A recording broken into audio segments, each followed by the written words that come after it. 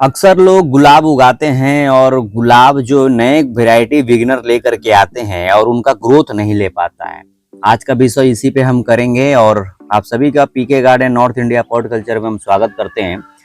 जैसे कि नए गुलाब लगाते हैं और उसमें बहुत सारी फीडिंग देने के बाद 12 देने के बाद भी वो फुटाव नहीं लेता है, वो ग्रोथ नहीं ले पाता है और अक्सर वहीं पे पौधा रहता है।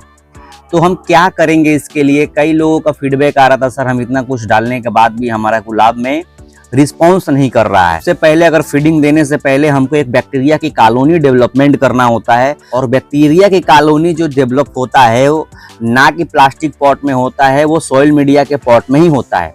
मिट्टी के गमला में ही बैक्टीरिया बहुत अच्छा पनपता है। इसमें हमारे जो पूर्वज कह के गए हुए हैं उसको झूठलाया नहीं जा सकता। वही टेक्निकल आज छोटी सी अगर बात हम कर लें तो माइक्रोराइजा कई लोग दे देते हैं। माइक्रोराइजा का देने का तरीका कुछ लोग का गलत होता है। टीएसबी दे देते हैं, कई लोगों के पास सुविधा ना होने के कारण ये सारी समस्याएं आती है। तो हम आज जानेंगे कि हम किस तरह से चीजों को हम एब्जॉर्ब करेंगे और किस तरह से इसको हम ट्रीटमेंट करेंगे। ये मेरा 3 एकड़ का पौधा है, हमने रंजीत मॉडल से पौधा मंगाया था और आप देख सकते हैं कि इसमें भी ग्रोथ नहीं ले रहा है। और ऐसा नहीं है कि इसमें पीएसबी हम नहीं डाले होंगे, ऐसा नहीं है कि बहुत सारी कंडीशन हो जाती है ऐसे। जैसे कि ये बेरूट करके पौधा मेरे पास आया था तो उस समय बहुत ज़्यादा पौधा जो है स्ट्रेस थोड़ा ज़्यादा ले लेता है। इसके कारण जो है थोड़ी सी समस्याएं कभी कभी आ जाता है। रूट बनने में, रूट को रिलेशनशिप बनने में, बैक्टीरिया कॉलोनी बनने में टाइम लगता है। अभी हम कुछ टेक्निकल बात करेंगे कि आपके पौधे ग्रोथ नहीं ले रहे हैं तो क्या क्या कारण हो सकता है। सिंडर मीडिया की अगर हम बात कर लें, सोयल में तो लगभग ये समस्याएं देखने को नहीं मिलता है, सिंडर में ये प्रॉब्लम आता है।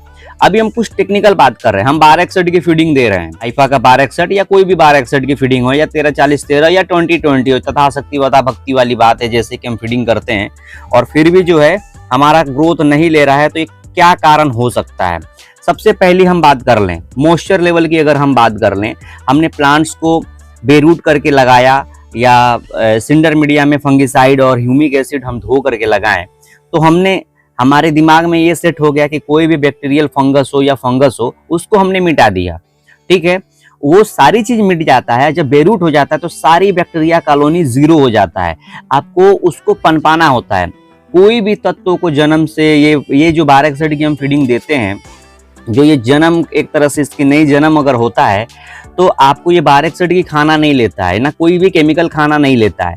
ये बैक्टीरिया की कॉलोनी ही उस खाने को वहां तक पहुंचाता है, वही खाना को डिस्ट्रीब्यूट करता है और सारा पचाता वही है। रूट जो है ऐसा नहीं है कि इस पे हम खाना रख देंगे तो ये खाना ले लेगा, ऐसा नहीं है। पत्ती भोजन लेता है और फोटोसिंथेसिस होता है, तभी जा करके अपना सारी चीजें होती है।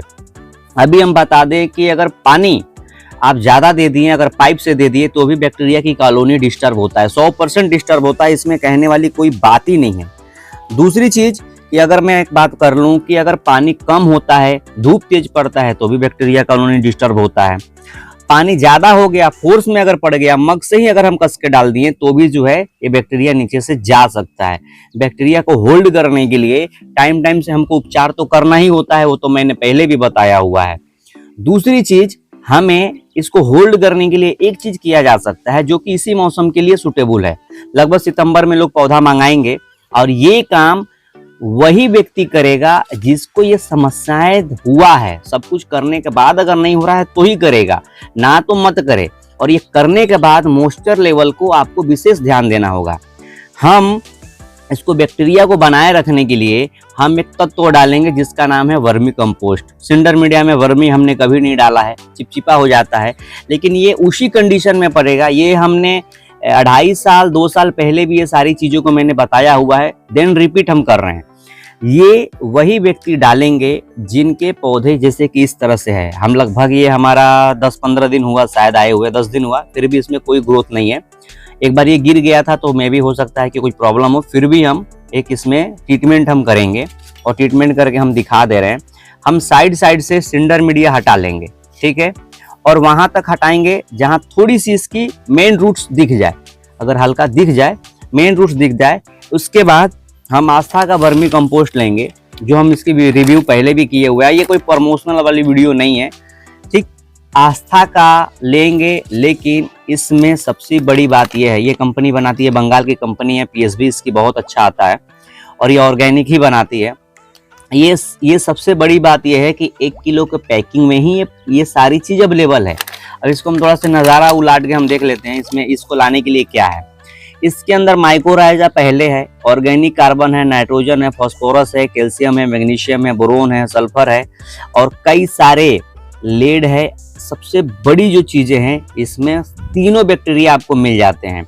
और जब वो वेक्टर बैक्टीरिया मिल जाते हैं, फॉस्फेट सेलुबल बैक्टीरिया मिल जाते हैं, तो अलग से आपको देने की कोई ज़रूरत नहीं है। और ये 1 किलो का पैकिंग वाले पैक में ही है, इसका 50 किलो भी आता है। पूरे कलकत्ता में, बंगाल साइड में बुरे के बुरे किसान लोग भी ले जाते हैं। बट इसकी ये सारी चीज़ें जो डाली गई है, ये मैंने पहले भी बोला था। ये इनका कॉन्टैक्ट नंबर है, हम कॉन्टैक्ट नंबर भी दे देंगे, वेबसाइट भी इनका पड़ा हुआ आप देख सकते हैं। वहाँ से भी आप बाय करना चाहते हैं तो कर सकते हैं जा करके। और ये फल वगैरह अगर आप करते हैं टेरेस पे, तो ये 1 किलो का पैकिंग 2-4 अगर मंगा करके अगर आप डालते हैं सॉइल में, तो बहुत अच्छा इसका काम होता है। ये तीनों तरह की जितने भी इसमें बैक्टीरियाएं हैं, माइक्रोराइजा से रिलेटेड जो भी बैक्टीरियाएं हैं, गुड फंगस, ये सारा चीज़ अवेलेबल है। और ये बहुत तगड़ा चीज़ है। इसको कई लोग हमारे इस्तेमाल किए हैं। इसमें मरकरी वगैरह ये सब सारी चीज़ें नील है, बाकी जितनी भी चीज़ें हैं वो पीपीएम में ही डाला हुआ है। और सबसे बड़ी चीज़ है कि इसका 6.5 से 7.5 को पीएच को बैलेंस करके रखा गया है। और सबसे बड़ी एक जो रामबाड़ अगर कह सकते हैं, तो इसमें 3 चीज़ पे हमने फोकस किया है जो दिखाई दिया मुझे। ऑर्गेनिक कार्बन इसमें बहुत अच्छे मात्रा में है, और इसमें जो स्ट्रेस वाली जो समस्याएं होती हैं ये भी बहुत अच्छे क्वांटिटी में डाला गया है, और इसमें पीएसबी भी बहुत अच्छे क्वांटिटी में है। चलिए इसको हम क्या करेंगे, हम सिंडर हटाएंगे और इसको जो है हम एक बात और कह दें, ये इस तरह से क्वालिटी में आपको देखने को मिलता है। आप ये देखिए कितनी ये चाय पत्ती का टेक्सचर मिलता है, ठीक है। और ये ऐसे रहता है। हम लगभग 1 चम्मच के आसपास दे देंगे। और इसको और भी तगड़ा चीज़ करना चाहते हैं तो वैसे तो सब कुछ डला हुआ है, फिर भी थोड़ी सी अगर आपको वो है तो हल्का सा इसको थोड़ी सी करीब आधे घंटे की धूप लगा दीजिएगा, ठीक है, थोड़ी सी। और इसको जो है ट्राइकोडर्मा में थोड़ी सी आप अपना ट्रीटमेंट करके 1-2 दिन थोड़ा सा इसको मिस्टिंग करके, फुहारा करके, थोड़ा सा धूप लगा करके, और जड़ के साइड में हम थोड़ी सी इसको स्प्रिंकल कर देंगे। लगभग 1 चम्मच के आसपास में हम स्प्रिंकल करके, ठीक।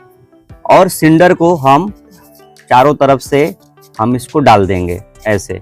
और ये जो भी करना है मैंने पहले ही बता दिया, ये तभी करना है जब आपके प्लांट्स ग्रोथ नहीं ले रहे हैं, जब आपकी बैक्टीरिया कॉलोनी डेवलपमेंट नहीं हो रहा है। इसके बाद हमको क्या करना है, हम रैली गोल्ड या कोई भी माइक्रोराइजा लेंगे। अब आप बोलेंगे सर माइक्रोराइजा तो ऑलरेडी था। इसको और बूस्टअप करने के लिए हम 1 चम्मच लेंगे 1 लीटर पानी में, शाम के समय में हम इसको डालेंगे। जैसे कि आज मॉर्निंग में कहीं अंधेरे जगह पर रख करके उसको ढक दीजिएगा किसी कार्टून की वजह से, पेपर की वजह से, और उसको जो है चला लेंगे और शाम को छान करके हम दे देंगे। अगर आपके पास पीएसबी है तो उस माइक्रोराइजा में ही आप मिला लीजिएगा तो भी चलेगा।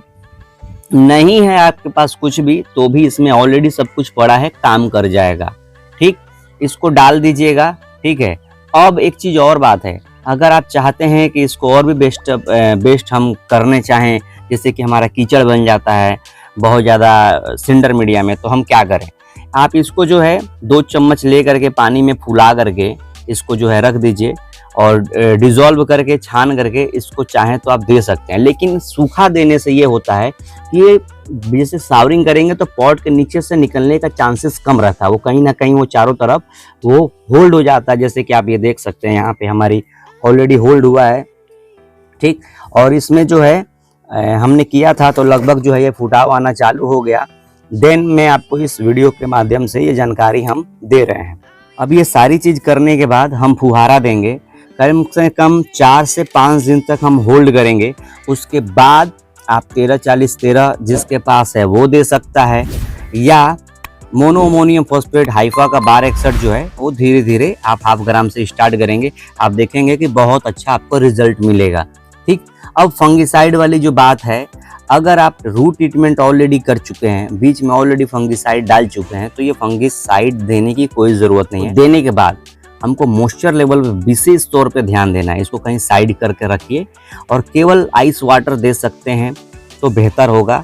और जब ये फुटाव लेने लगे तब धीरे धीरे हम 1261 की तरफ हम शिफ्ट हो जाएंगे और देन आप देखेंगे कि बहुत अच्छा रूट आपका डेवलपमेंट हो जाएगा। बाकी जो शेड्यूल हमारी चलती है वही 1 महीना 1261, फिर अगले महीना जब पूरा हो जाए बेस फोलियर का 13-40-13, 15 दिन और 15 दिन, उसके बाद एडवांस वाइट रूट की फीडिंग। और ये पीजीआर चाहे ये बायोबीटा रूट हार्मोन्स जो है ये लगभग 10 दिन बाद से आप हर 10 दिन के गैप पे एक बार रूट मल्टीप्लायर आप दे दिए हैं। एक बार जब ये 2 महीने का पौधा हो जाए तो प्लानोफिक्स हम दे देंगे 1 ml मात्र 5 लीटर पानी में, इसको दे दिए हम डिजोल्व करके। उसके बाद बायोबीटा दे दिए, तब तक आपका पत्ती वगैरह हर एक चीज़ जो है इस तरह से भर जाएगा। 2 महीने से ये वाली कम की आईडी है और हमने पौधा मंगाया था। ये देख सकते हैं कि चारों तरफ फुटाव ही फुटाव ये ले रहा है। तो मैंने देखा कि ये सारी चीज़ें हैं, लगभग ये सब भी नए पौधे हैं। तो इस तरह से करके आप एक अच्छा डेवलपमेंट आप पा सकते हैं और आप कर सकते हैं। वीडियो कैसा लगा ज़रूर बताइएगा और हमारे चैनल पर नहीं तो सब्सक्राइब कीजिएगा। मिलते हैं अगले वीडियो में, तब तक के लिए बाय फ्रेंड्स।